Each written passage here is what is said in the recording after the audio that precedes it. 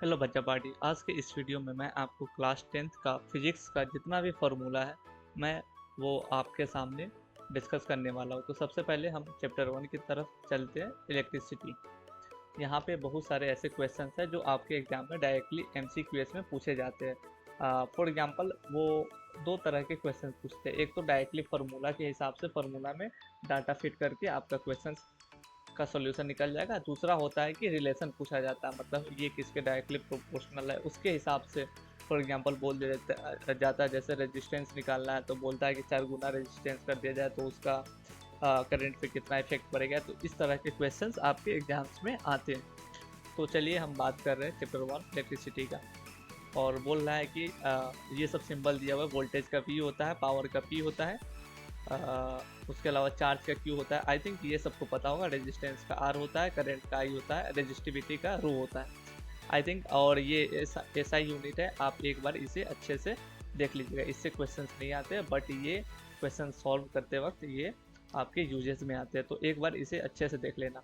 Current की बात किया जाए तो करंट किसे बोलते हैं? The rate of flow of charges through a conductor is called current. ये करंट का डेफिनेशन है। मुझे इसके डेफिनेशन से कुछ लेना देना नहीं है, बट ये जो फार्मूला दिया गया हुआ है I is equal to Q by T, ये बहुत ज़्यादा इंपॉर्टेंट क्वेश्चन है बिकॉज इससे क्वेश्चंस पूछे जाते हैं। और इसका SI यूनिट की बात किया जाए तो एम्पियर होता है।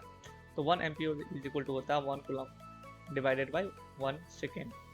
इलेक्ट्रोमोटिव फोर्स क्या होता है? The potential difference at the terminal of cells in an open circuit is called electromotive force. इसके फार्मूला का कोई काम नहीं है। मेनली EMF आई थिंक सबको पता होगा। EMF क्या होता है? जो दो सेल होता है उसके बीच में जितना भी, मतलब कि टर्मिनल के बीच में जितना भी वोल्टेज होता है उसी को EMF बोला जाता है। और ये E के थ्रू शो किया जाता है। E इज इक्वल टू वो मोस्ट ऑफ द चांस होता है कि E is equal to V हो। और पोटेंशियल डिफरेंस क्या होता है? Potential difference is the work done by bringing a unit charge from one place to another. हाँ, ये जो फार्मूला है ना, ये potential difference is equal to work by charge, ये आई थिंक बहुत सारे एग्जाम्स में आते हैं, MU में भी आते हैं। तो ये फार्मूला अच्छे से देख लेना ये, एंड इससे क्वेश्चन बहुत ज़्यादा आते हैं। Potential difference P is equal to होता है वर्क बाई चार्ज। तो ये फार्मूला अच्छे से याद कर लेना। ओम्स लॉ की बात किया जाए तो आई थिंक ओम्स लॉ सबको पता होता है। ओम्स लॉ क्या होता है कि जो वोल्टेज होता है वो डायरेक्टली प्रोपोर्शनल टू करंट होता है। At any constant temperature the current flowing through a conductor is directly proportional to the potential difference across it. Mathematically, I is directly proportional to V, vice versa V is directly proportional to I. तो इससे formula जो निकल के आता है V is equal to I R आता है। आई think ये फार्मूला सभी को पता होगा। उसी तरह इसको मतलब कि आगे पीछे करने से R is equal to V by I होता है और I is equal to V by R. But आपको ये फार्मूला याद करना है V is equal to I by R. इस तरह से भी क्वेश्चन पूछे जाते हैं। अगर किसी वायर का रेजिस्टेंस इतना गुना कर दिया जाए तो उसका पोटेंशियल डिफरेंस में क्या इफेक्ट पड़ेगा या करंट का क्या इफेक्ट पड़ेगा। तो ये एक बार ये फार्मूला ऑन द टिप्स याद होना चाहिए।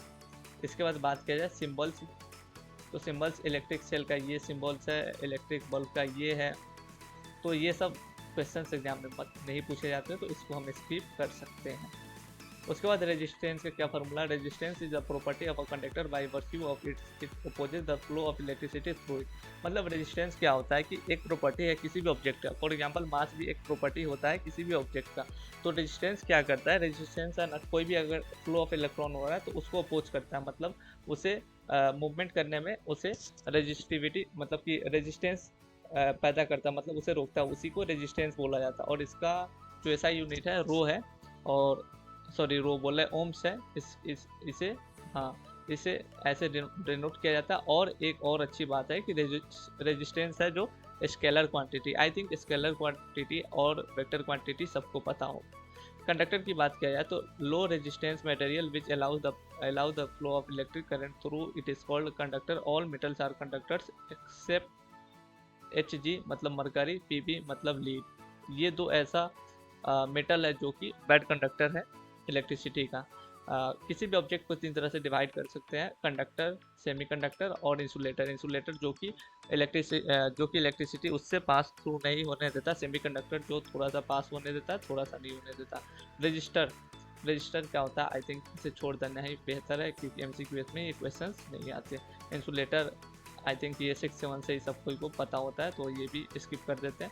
इंपॉर्टेंट फार्मूला की बात किया जाए तो फोर्स इज इक्वल टू होता है k q one by k q one q two by R square. I think ये फार्मूला बहुत ही ज़्यादा इंपॉर्टेंट है, क्योंकि ऐसा भी क्वेश्चन पूछा जा सकता है कि अगर किसी चार्ज को 4 गुना कर दिया जाए, 2 गुना कर दिया जाए, तो उसके फोर्स पे क्या इफेक्ट पड़ने वाला है। तो ये क्वेश्चन बनते हैं। या ऐसा भी पूछा जा सकता है कि दो चार्ज के बीच में इतना डिस्टेंस कम कर दिया जाए तो कितना % फोर्स इंक्रीज हो जाएगा, या चार्ज को इंक्रीज करने से फोर्स पे क्या इफेक्ट पड़ेगा, या डिस्टेंस बिटवीन दोनों चार्ज के डिस्टेंस को कम कर दिया जाए तो फोर्स पे क्या इफेक्ट पड़ेगा। तो इस तरह का क्वेश्चंस आपसे पूछे जाते हैं। एक और ये formula V is equal to W by Q, मतलब potential difference is equal to work by charge. ये क्वेश्चंस हर बार आते हैं एग्जाम में, तो एक बार ये अच्छे से ज़रूर आप ये याद कर लीजिएगा। V इज इक्वल टू होता है डब्ल्यू बाई क्यू, या W इज इक्वल टू होता है Q बाई V।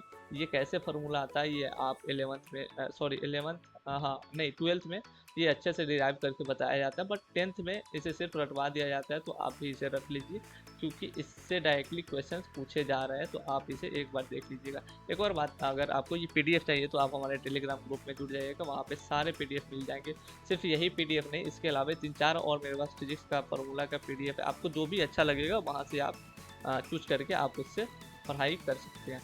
उसके बाद अगर देखा जाए तो और कहाँ है, ये सब तो हो चुका है। एक ये भी is equal to I R, I think सबको पता है। उसके बाद एक ये भी फार्मूला इंपॉर्टेंट है, आर इज इक्वल टू होता है रो इंटू एल बाई ए।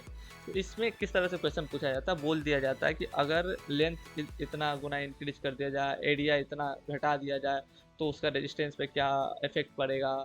या इस तरह से होता है कि रेजिस्टेंस का टेम्परेचर पे क्या इफेक्ट पड़ता है, या रेजिस्टिविटी का टेम्परेचर या किस चीज़ पे इफेक्ट पड़ता है। तो ये सब चीज़ एक बार आप देख लीजिएगा, जो भी आपके पास बुक है उसमें ये सारी चीज़ें दिया हुआ रहता है। और भी कुछ क्वेश्चंस बनते हैं क्या इलेक्ट्रिसिटी चैप्टर से, आई थिंक ये तो बेसिक हो गया। उसके अलावा चलते हैं हम कॉम्बिनेशन रेजिस्टेंस की तरफ।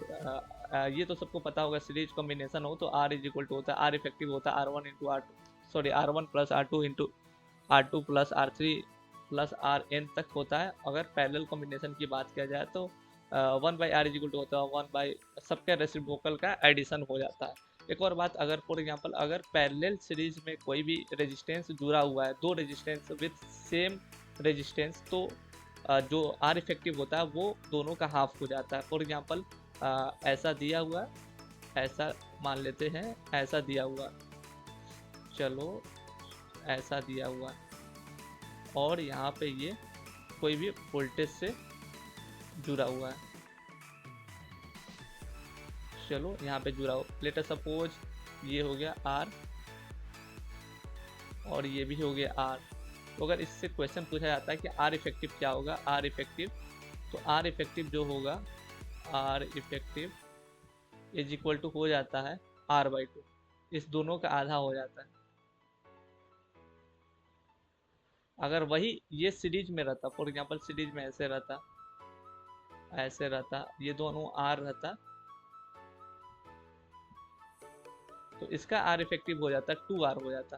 तो ये आई थिंक शॉर्टकट है जो सभी को पता होता है या होना चाहिए, तो आप इसे भी एक बार देख लीजिएगा। उसके बाद आई थिंक ये सब क्वेश्चन, ये सब 10th के बाहर की बात है, तो इसे आप छोड़ दीजिएगा। एक और बात, पावर इज इक्वल टू होता है, क्या होता है, वर्क बाई टाइम होता है। पावर का एक और फार्मूला आता है, P इज इक्वल टू होता है फोर्स इनटू वेलोसिटी।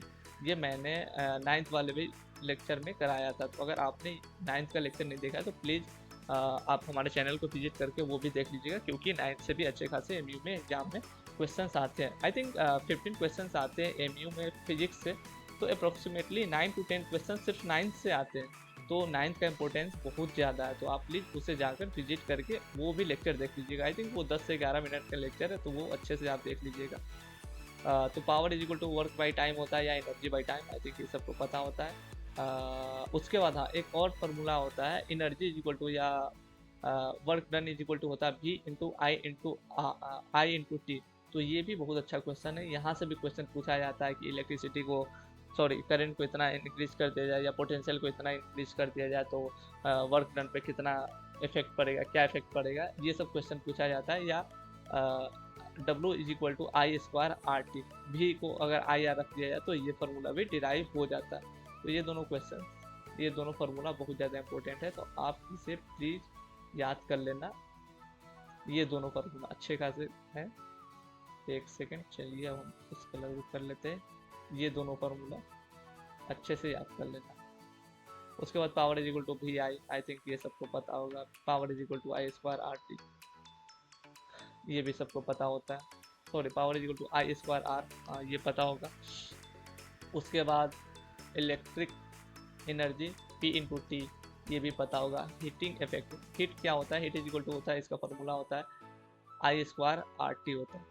ये हीट और वर्क, इस दोनों का फॉर्मूला सेम होता है, क्योंकि वर्क या एनर्जी या हीट एनर्जी सब सेम होता है, तो इसी वजह से इन तीनों का फॉर्मूला सेम होता है। और power is equal to V I होता है, ये भी आप एक बार देख लीजिएगा। Power is equal to V I या V is equal to I R होता है, तो P is equal to I square R भी होता है।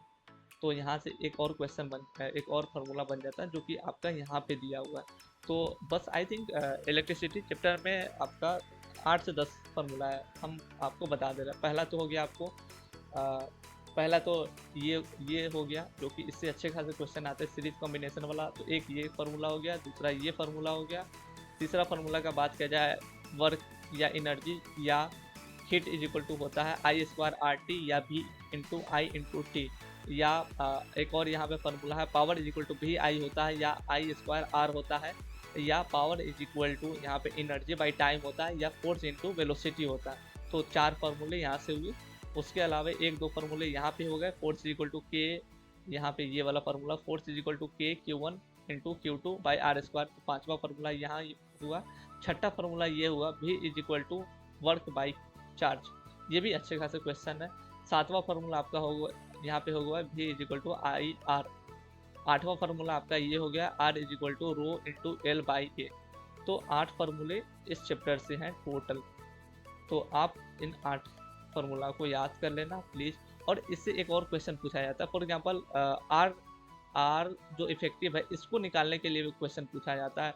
वेट स्टोन ब्रिज आपका क्लास 11th में, फिर भी मैंने देखा है कि पी वाई क्यूज में भी कुछ क्वेश्चन वेट स्टोन ब्रिज से भी पूछे जाते हैं, तो आप उसे भी हल्का सा देख लेना।